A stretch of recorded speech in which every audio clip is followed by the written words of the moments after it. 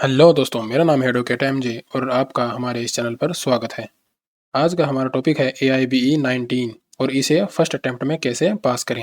AIBE के बारे में कुछ छोटे मोटे पॉइंट हैं जिसे हमें जान लेते हैं। जब किसी व्यक्ति का स्टेट बार काउंसिल में रजिस्ट्रेशन होता है तब उसे प्रैक्टिस करने का अधिकार मिल जाता है, परंतु यह अधिकार केवल 2 साल तक ही वैलिड होता है।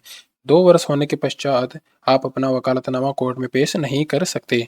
स्टेट बार काउंसिल में रजिस्ट्रेशन के 2 साल पूरे होने के पहले आपको AIB की एग्ज़ाम देनी होती है।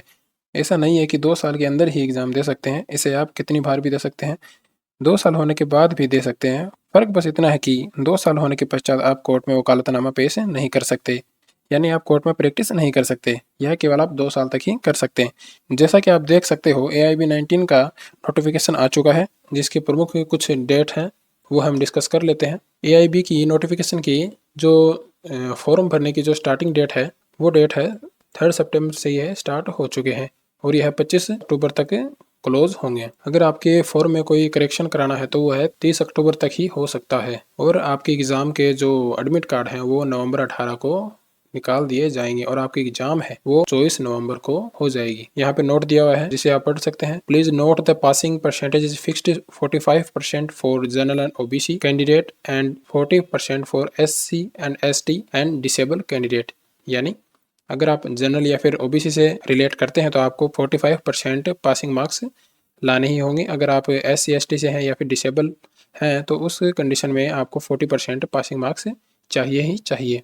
अब हम जानेंगे कि AIB को फर्स्ट अटेम्प्ट में ही कैसे क्लियर करें। मैंने भी फर्स्ट अटेम्प्ट में ही क्लियर कर लिया था, उसी बेसिस पर मैं आपको बताऊंगा कि कैसे एग्ज़ाम की तैयारी करें। अब हम शुरू करते हैं। AIB को क्लियर करने के लिए हम 2 पॉइंट पर डिस्कस करेंगे। पहला पॉइंट होगा सिलेबस कैसे पढ़ें और दूसरा होगा कि एग्ज़ाम कैसे दें। जैसा कि आप देख सकते हैं AIB 19 का सिलेबस आपके सामने है। IPC, CPC, CRPC के साथ BNS, BNSS और BSA यानी भारतीय न्याय संहिता, भारतीय नागरिक सुरक्षा संहिता और भारतीय साक्ष्य अधिनियम, जो तीनों नए कानून हैं उनको जोड़ा गया है, इनको भी ऐड कर दिया गया है, जिससे इस बार का एग्ज़ाम ज़्यादा हार्ड हो गया है। अब हम सिलेबस के ऊपर नज़र डालते हैं और अपने पहले पॉइंट पर चर्चा करते हैं कि सिलेबस में क्या क्या पढ़ें और कितना पढ़ें। सिलेबस के पहले नंबर पर है कॉन्स्टिट्यूशनल लॉ। यह 10 नंबर का है तो इसे पढ़ना बहुत ही ज़्यादा आवश्यक है। सबसे ज़्यादा इंपॉर्टेंट है कि आप इंडेक्स को अच्छे से अपने दिमाग में बिठा लें, क्योंकि जब भी कोई क्वेश्चन आएगा उसे पढ़ने के पश्चात आपको अंदाज़ा हो जाना चाहिए कि यह क्वेश्चन का आंसर कहाँ पे आपको मिल जाएगा। आपको अंदाज़ा होना चाहिए कि यह क्वेश्चन इस चैप्टर में या फिर इस सेक्शन के अंदर होना चाहिए। यह अंदाज़ा आपको केवल इंडेक्स को अच्छे से पढ़ने के पश्चात ही हो जाएगा। कॉन्स्टिट्यूशनल लॉ को आपको अच्छे से पढ़ना ही होगा, क्योंकि यह 10 नंबर का है तो यह कंपलसरी है। और इंडेक्स पर ज़्यादा से ज़्यादा ध्यान दें। 2 नंबर पर IPC एंड BNS है, 3 नंबर पर CRPC एंड भारतीय नागरिक सुरक्षा संहिता है और 5 नंबर पर है एविडेंस और भारतीय साक्ष्य अधिनियम। ये जो ग्रीन के अंदर दिए हुए हैं ये तीनों नए ऐड किए गए हैं।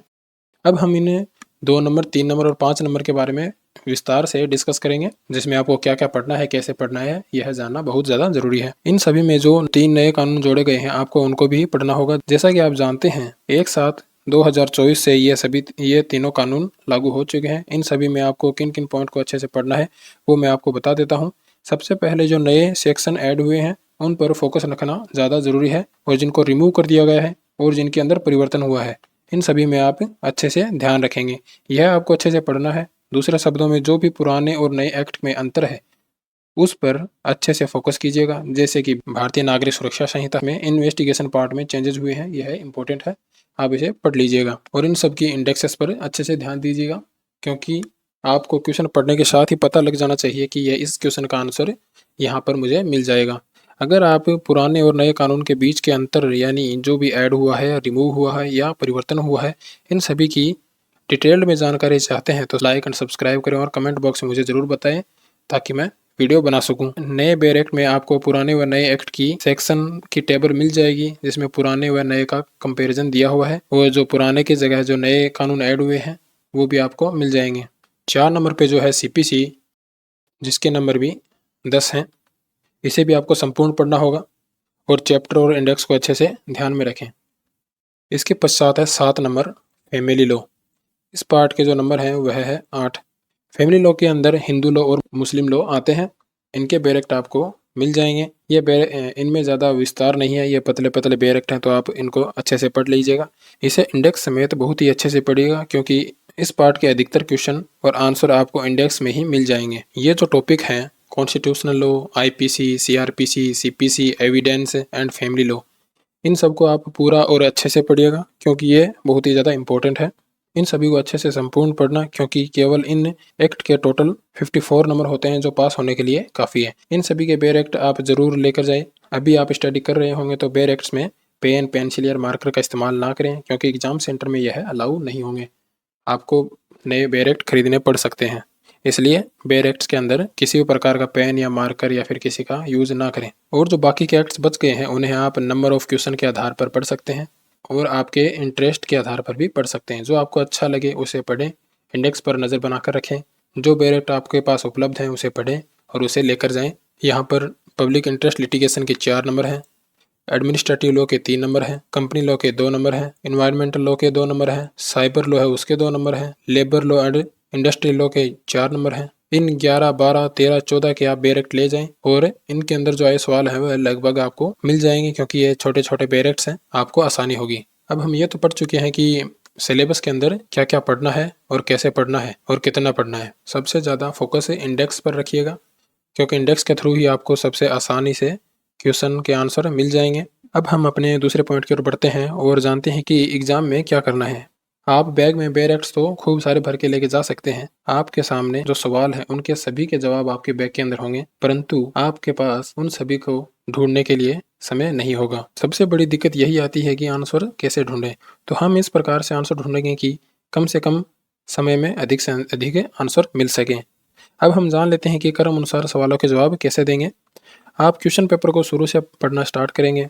सबसे पहले ऐसे क्वेश्चन के जवाब देंगे जो आपको आते हैं या आपको पता है कि उनका जवाब आपको कहाँ मिलेगा, यानी आपको पता है कि इस क्वेश्चन का आंसर यहाँ बिना कोई वक्त गवाए आपको यहाँ पे मिल जाएगा। और इस बीच जो क्वेश्चन आपको नहीं आते उन्हें आप स्किप करते जाएंगे और ऐसे ही आंसर देते जाएंगे। इससे आपका समय भी बचेगा और आपके आंसर भी बढ़ेंगे, जिससे आपका मनोबल भी बढ़ता जाएगा। अब हम ऐसे क्वेश्चन के आंसर देंगे जिनके जवाब किन्हीं 2 ऑप्शन में से एक है, या आपको लगता है कि थोड़ा ढूंढने के ऊपर इसके आंसर मुझे मिल जाएगा। 4 ऑप्शन में से आपको लगता है कि इन्हीं 2 ऑप्शन में से इसका आंसर है, तो उन क्वेश्चन को आप दूसरे नंबर पर फिल करेंगे। और ऐसे क्वेश्चन जो आपको लगता है कि थोड़ा सा ढूंढने के पश्चात मुझे मिल ही जाएंगे, ऐसे क्वेश्चन को आप दूसरे नंबर पर सॉल्व करेंगे और उनका आंसर देंगे। अब केवल ऐसे क्वेश्चन रह जाएंगे जिनके जवाब आपको बिल्कुल भी नहीं पता होंगे, और इस वक्त पेपर में कम ही वक्त रह जाता है और क्लास में थोड़ी बहुत हलचल होनी शुरू हो जाती है, तो इस बीच आप भी इसका फ़ायदा उठा सकते हैं। इसके पश्चात जो क्वेश्चन बच जाते हैं उसे आप बिल्कुल भी ना छोड़ें, क्योंकि इसमें माइनस मार्किंग नहीं है, तो इसे संपूर्ण पूरा करें, जिससे आपको अधिक से अधिक फ़ायदा होगा। इस प्रकार से अगर आप पेपर देंगे तो आपको अधिक से अधिक फ़ायदा होगा और आप पास हो सकते हैं। एक बात और बता देता हूँ कि इस बार एआईबी के एग्ज़ाम के अंदर एलएलबी फाइनल ईयर के स्टूडेंट भी भाग ले रहे हैं, क्योंकि सुप्रीम कोर्ट ने इसे अनुमति दे दी है। आज के लिए बस इतना ही। आप सभी को मेरी तरफ से गुड लक। आशा करता हूँ मेरे द्वारा दी गई जानकारी आपके काम आए। यहाँ तक बने रहने के लिए धन्यवाद। ऐसी ही लॉ से रिलेटेड वीडियो देखने के लिए हमें लाइक एंड सब्सक्राइब कर लें। इसके बावजूद अगर आपको कोई डाउट रह गया हो तो कमेंट बॉक्स में ज़रूर बताइएगा, मैं उसका जवाब ज़रूर दूंगा। और कमेंट बॉक्स में अपना एक्सपीरियंस भी शेयर कीजिएगा।